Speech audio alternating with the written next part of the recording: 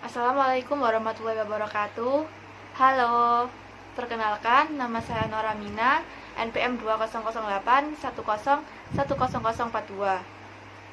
Saya dari jurusan Informatika Fakultas Ilmu Komputer di UPN Veteran Jawa Timur. Di video pertama kali ini saya akan menjelaskan tentang materi algoritma. Yuk, biar tidak terlalu lama dan terlalu panjang juga durasinya, simak video materinya.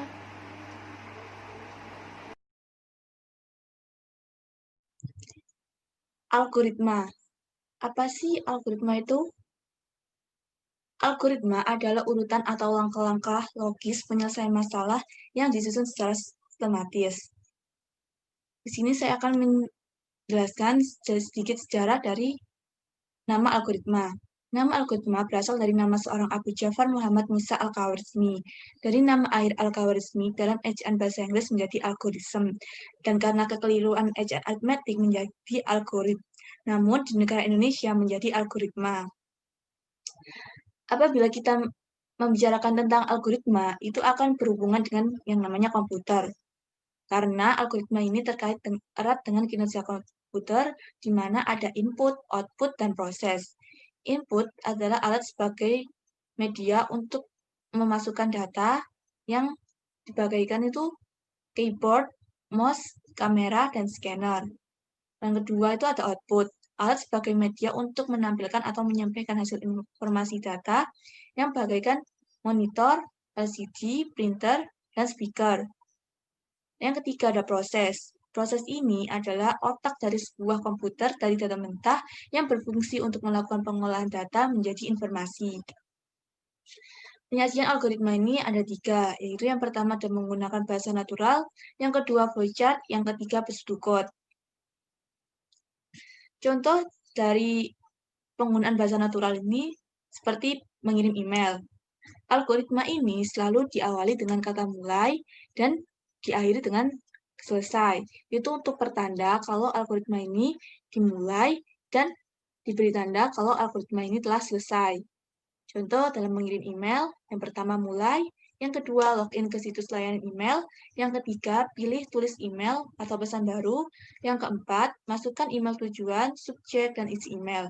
Yang kelima klik tombol kirim, dan yang terakhir selesai.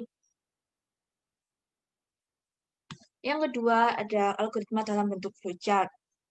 Flowchart ini adalah gambaran dalam bentuk-bentuk diagram alir dari algoritma dalam suatu program yang menyatakan arah alur program tersebut.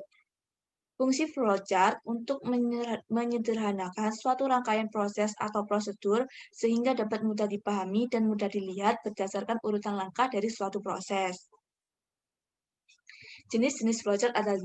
Yang pertama ada sistem flowchart, yang kedua dokumen flowchart, yang ketiga skematik flowchart, yang keempat program flowchart, yang kelima proses flowchart. Kaidah umum pembuatan flowchart. Flowchart ini tidak ada rumus atau patokan. Yang kedua, dapat bervariasi antara suatu pemrogram dengan yang lainnya. Yang ketiga, pengolahan data selalu terdiri dari 3 bagian utama, yaitu input, proses, dan output. Karena algoritma kan terkait dengan komputer yang ada input, proses, dan output. Algoritma selalu ada input, proses, dan output. Hal yang perlu diperhatikan saat membuat flowchart. Diawali dengan start dan diakhiri dengan end. Untuk pertanda kalau flowchart ini dimulai dan telah selesai. Yang kedua, digambar jelas dari atas ke bawah dan diberikan tanda panah untuk memperjelas. Jadi flowchart itu bentuknya beruntun dari atas ke bawah. Lalu yang ketiga, hindari pengolahan proses yang tidak perlu dan logika yang berbelit. Berikut ini merupakan macam-macam simbol flowchart. Ada terminator, yaitu simbol untuk permulaan, untuk mewakili start atau tanda selesai. Lalu ada konektor simbol untuk penyambungan proses. Lalu ada simbol persegi panjang ini untuk simbol proses. Lalu simbol seperti jajar genjang ini sebagai simbol input atau output. Kita langsung masuk ke contoh. Contoh pembuatan flowchart itu yang tadi kita harus mulai dengan start, beri simbol start. Lalu panah ke bawah, beri simbol input. Inputnya kita baca bilangan A. Bilangan A 529. Lalu yang kedua, input baca bilangan B. Bilangan B-nya 256. Lalu yang ke bawah lagi untuk prosesnya A tambah B, berarti 529 ditambah 256. Ke bawah lagi output, itu mengeluarkan hasilnya, yaitu 785. Lalu ke bawah selesai. Jadi, kalau misalkan ada dua variabel, jadi inputnya itu tidak boleh disatukan dalam satu simbol. Jadi simbolnya harus ada dua, tergantung sama variabelnya. Nggak boleh kita satukan bilangan-bilangan tersebut. Lalu yang ketiga, itu ada pseudocode. Pseudocode ini mirip dengan kode pemrograman sebenarnya. Karena pseudocode ini merupakan gabungan dari kata pseudo yang artinya imitasi, menyerupai atau mirip, dan kode berarti kode bahasa dari pemrograman. Namun, bedanya pseudocode tidak memiliki aturan dalam penulisan sintaknya. Ciri-ciri pseudocode. Pseudocode merupakan sebuah tanda atau notasi atau kode yang mirip dan juga merupakan penjelasan untuk cara penyelesaian suatu masalah. Pseudocode merupakan bahasa yang mirip dengan bahasa pemrograman, akan tetapi bahasanya mudah dipahami secara universal dan juga lebih ringkas daripada algoritma. Yang ketiga, pseudocode berisi step atau langkah-langkah untuk menyelesaikan suatu masalah seperti halnya algoritma, tapi bentuk dari masalahnya itu sedikit berbeda dari algoritma. Yang terakhir, pseudocode tidak memiliki aturan baku yang mengikat penggunanya. Struktur pseudocode itu ada 3. Yang pertama judul. Biasanya judul ini diawali dengan kata program, lalu diikuti dengan nama algoritmanya. Aturan penulisan judul itu yang pertama tidak boleh ada spasi. Spasinya bisa diganti dengan karakter underscore. Yang kedua, judul tidak boleh diawali dengan angka. Yang ketiga, judul tidak boleh menggunakan istilah-istilah yang biasa digunakan sebagai keyword di bahasa pemrograman. Yang keempat, judul boleh menggunakan huruf besar atau huruf kecil dan kombinasinya selama tidak melanggar aturan ketiga di atas tersebut. Contoh, program hitung underscore luas underscore trapesium. Berarti program ini menyatakan tuh program menghitung luas trapesium. Yang kedua ada deklarasi atau kamus. Ini merupakan bagian tempat untuk mendefinisikan nama-nama atau variabel. Jadi di sini tuh kita menyebutkan variabel apa saja yang akan digunakan. Nama-nama ini dibagi menjadi 5, yaitu nama tipe, nama konstanta, nama informasi, nama logika, dan nama prosedur. Intinya tuh sama. Dalam nama-nama ini tuh ada integer, real, string. Integer itu untuk bilangan bilangan bulat. Lalu string itu untuk nama-nama, perumpamaan kata-kata gitu. Lalu kalau nilai real itu merupakan bilangan nilai maksimal yang bernilai real. Lalu yang ketiga ada implementasi. Bagian ini bisa dikatakan sebagai bagian inti atau utama, yang mana merupakan bagian dari jalannya sebuah algoritma. Pada bagian ini terdapat sekumpulan perintah algoritma. Perintahnya itu bisa berupa runtunan, kondisional, ataupun perulangan. Contoh, di sini suruh menghitung luas trapesium yang diketahui AB sama dengan 10, BC sama dengan 6, CDAD sama dengan 8, dan tinggi sama dengan 7. Langkah yang pertama yaitu yang tadi kita harus menentukan judulnya. Judulnya program hitung underscore luas underscore trapesium. Lalu yang kedua deklarasi. Deklarasi variabel apa yang ada di soal ini. Yaitu ada A, B, C, D, dan T. Nah, itu kan termasuk dalam bilangan bulat, maka variabelnya integer. Lalu angka terakhir itu implementasi bagian dari pengerjaannya, yaitu ada AB sama dengan 10, CD 8, tinggi 7. Luas dari trapesium sendiri adalah setengah kali AB tambah CD kali tinggi. Lalu output hasilnya keluar yaitu 63. Sebenarnya flowchart dan pseudocode ini memiliki kelebihan dan kekurangan. Menurut saya flowchart itu lebih mudah, tapi ribetnya itu kita masih harus menggunakan kayak semacam simbol-simbol, bentuk-bentuk gitu. Nah, kalau pesdukut ini lebih ringkas, tapi ribetnya itu kita kayak masih ada kode-kode yang mirip sama kode pemrograman. Di situ kelemahan dari pesdukut. Jadi tergantung dari setiap orang itu menilainya lebih suka menggunakan flowchart atau pesdukut.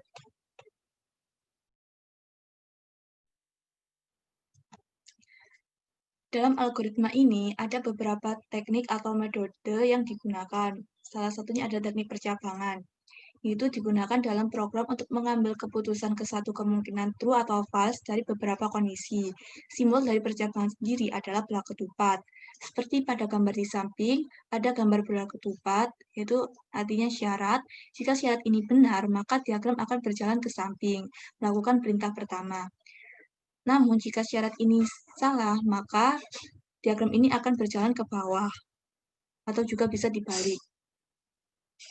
Dalam teknik percabangan ini, ada kondisi yang namanya if then else, di mana kondisi ini mengatur tindakan pemrograman yang akan dilakukan kalau kondisi bernilai benar atau salah. Bentuk if then else ini dibagi menjadi dua, yaitu ada if then else dalam satu kondisi, dan ada if then else dalam lebih dari dua kondisi. If dan else dalam satu kondisi ini maksudnya ada benar, ada salah. Bentuk umumnya ada if kondisi, then perintah pertama, else jika tidak melakukan perintah yang kedua. And if, kalau kita menggunakan if, ini selalu ada akhiran and if. Kita langsung masuk ke contoh. Contoh kita mau menentukan dua bilangan. Nah, kita yang pertama lakukan adalah menentukan judul. Judulnya menentukan underscore dua bilangan underscore terbesar. Variabel A dan B merupakan bilangan bulat, maka variabelnya integer.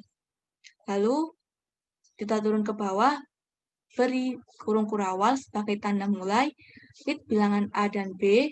Jika bilangan A lebih besar, jika kondisi bilangan A lebih besar, maka perintah yang keluar outputnya akan bilangan terbesar adalah A. Tapi jika tidak, maka perintah yang keluar atau output yang keluar adalah bilangan terbesar B. And if, tutup kurung kurawal sebagai tanda selesai. Namun jika if dan else dalam beberapa kondisi ini biasa disebut juga nested if, di mana di if dan else ini ada ketambahan else if di dalamnya. Seperti bentuk umum yang tertera di sini. Ada if kondisi 1 dan perintah 1, else if kondisi kedua, dan perintah kedua, else, lalu perintah apa yang jika tidak ada di kondisi tersebut. And if, and if. And if-nya dua kali karena if-nya ada dua. Jadi and if ini tergantung ada berapa banyak if yang digunakan. Contohnya, kita mau menentukan 3 bilangan terbesar. Maka, yang dilakukan adalah read dulu bilangan A, B, C. If, jika kondisinya A lebih besar dari B dan A lebih besar dari C, maka perintah yang keluar atau outputnya itu bilangan A terbesar. Tapi, jika kondisi yang keluar adalah B lebih besar dari A dan B lebih besar dari C, maka perintah yang keluar atau output yang keluar adalah bilangan B terbesar. Else, jika tidak memenuhi kondisi kedua tersebut, maka bilangan C terbesar. And if, and if. Kalau kita mempunyai beberapa kondisi, kita juga bisa menggunakan case. Jadi kita bisa pilih nested if atau case ini. Kita langsung masuk ke contoh. Contoh kita mau menentukan bilangan genap atau bilangan ganjil. Langsung saja, case angka mod 2. Case angka yang bisa dibagi 2. Jika kondisinya nanti hasilnya angka tersebut 0, maka bilangan tersebut adalah bilangan genap. Jika angka yang dibagi 2 bernilai sisa 1, maka bilangan tersebut adalah bilangan ganjil. Lalu diberi akhir end case. Kalau tadi end if, karena ini case, maka end case. Lalu ada teknik perulangan atau disebut looping. merupakan perintah yang digunakan untuk mengulang suatu aksi sampai batas tertentu yang diinginkan. Sehingga metode ini sangat berguna mempermudah programmer dalam mengulang suatu aksi yang diinginkannya dengan looping program menjadi lebih simpel dan efisien. Struktur pengulangan ada 4, yaitu yang pertama ada kondisi perulangan, yang kedua ada badan atau pernyataan, yang ketiga ada inisialisasi atau deklarasi variabel, yang keempat ada terminasi menghentikan pengulangan, di mana ini tuh untuk digunakan agar pengulangan tidak terjadi terus-menerus dan kita bisa menentukan mau sampai berapa pengulangan tersebut. Jenis perulangan ini ada 3 macam, yaitu ada for, while, dan repeat. For merupakan perulangan tanpa kondisi, di mana jumlah perulangan sudah diketahui sebelum konstruksi perulangan dieksekusi. For sendiri dibagi menjadi 2, yaitu ada ascending dan descending. Ascending itu for nilai awal to nilai akhir to pernyataan, and for. Jadi ascending itu nilai awal ke nilai akhir. Kalau descending for nilai akhir to nilai awal to pernyataan, and for. Kebalikan dari ascending. Sedangkan while dan repeat ini merupakan perulangan yang sama-sama dilakukan dengan kondisi. Perbedaan while dan repeat, while ini kondisi perulangan diprediksi di awal perulangan, sedangkan repeat kondisi perulangannya diperiksa atau diprediksi di akhir perulangan. While instruksi di dalam badan perulangan bila kondisi bernilai true, dilaksanakan paling sedikit 0. Jadi tidak ada perulangan. Sedangkan repeat itu badan perulangan yang dilaksanakan paling sedikit 1 kali. Sekian dari materi algoritma yang dapat saya sampaikan. Saya mohon maaf apabila ada kekurangan atau kesalahan. Dan terima kasih. Wassalamualaikum warahmatullahi wabarakatuh.